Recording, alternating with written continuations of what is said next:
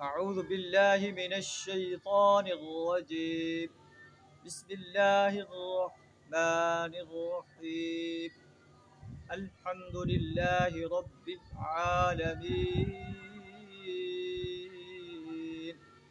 الرحمن الرحيم مالك يوم الدين.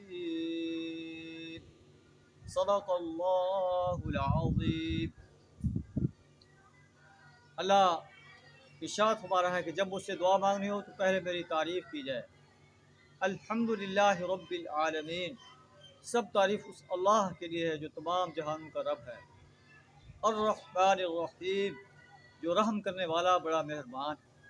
مالک یوم الدین، جو یوم جزا کا مالک. حدیث میں آتا ہے کہ جب انسان اللہ سے دعا کر رہا ہوتا ہے اور کہتا ہے الحمدللہ رب العالمین، سب تعریف اللہ ہی کے لیے جو تمام جہانوں کا رب ہے.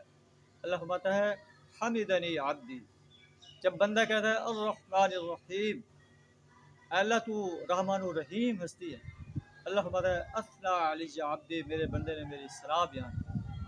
جب بندہ کہتا ہے مالک یوم الدین، اے اللہ تو یوم جزا کا مالک ہے، اللہ فرماتا ہے مجدنی عبدی، میرے بندے نے میری شان بیان کی.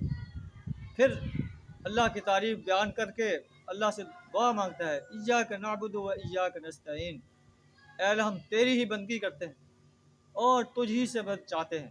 اللہ فرماتا ہے ھذا بینی و بین عبدی ولعبدی ما سأل، یہ میرے اور میرے بندے کے درمیان ہے، اور میرا بندہ مجھ سے جو سوال کرتا ہے میں اس کے سوال کو جو ہے اس کا جواب دیتا ہوں، اس کے سوال کو قبول کرتا ہوں، اس کے سوال کو منظور فرماتا ہوں.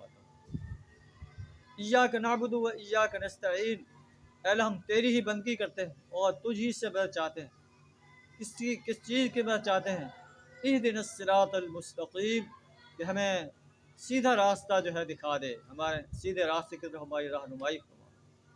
صراط الذین انعمت علیہم، ان لوگوں کا راستہ جن پر تو نے انعام کیا، جو انبیاء ہیں، صدیقین ہیں، شہداء ہیں، صلحاء ہیں.